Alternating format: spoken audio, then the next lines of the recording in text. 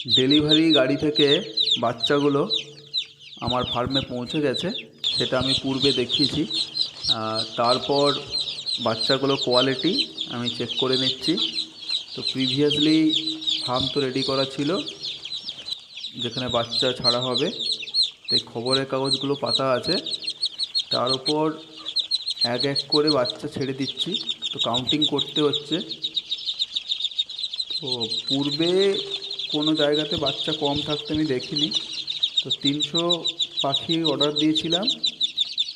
প্রতিটা ঝুড়িতে 50 পিস করে পাখি থাকে, সাথে এক পিস এক্সট্রা থাকে।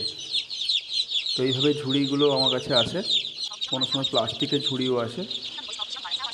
তো ফার্স্ট কিন্তু বাচ্চাগুলো ফার্মে ছাড়ার পর তাদের পরিশুদ্ধ পানীয় জল, যেটা রুম টেম্পারেচারে রাখা ছিল, তার সাথে ব্যবহার করা হয়েছে, তার সাথে ইমোলাইট মিক্সড করা হয়েছে। আর আমি ফার্স্ট স্টেজে কিন্তু সুজির ব্যবহার করি।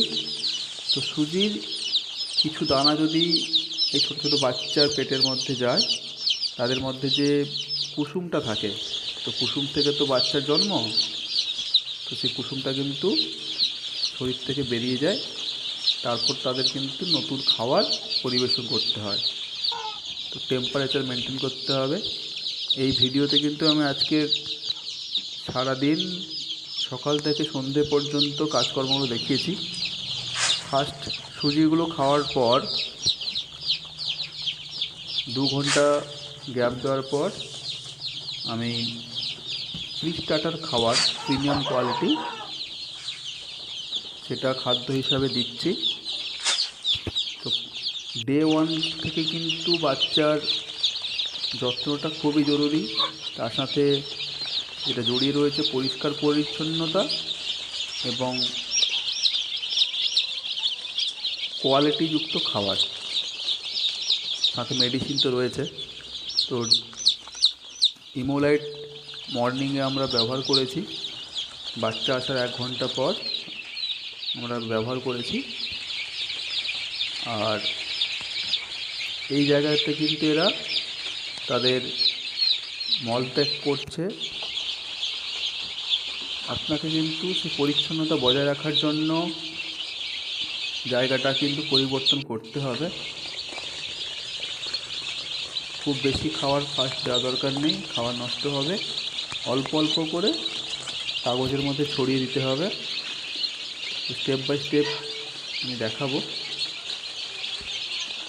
মোটামুটি দেখলাম 300 পাখির মধ্যে 3-4 পিস পাখি একটু ডিস্টার্ব রয়েছে, কারো পায়ে একটু খোঁড়া আছে, বা বাচ্চার কোয়ালিটি ডিস্টার্ব একটু রয়েছে।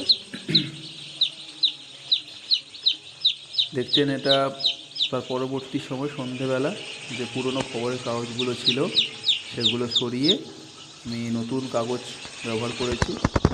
নাহলে রুমে কিন্তু একটা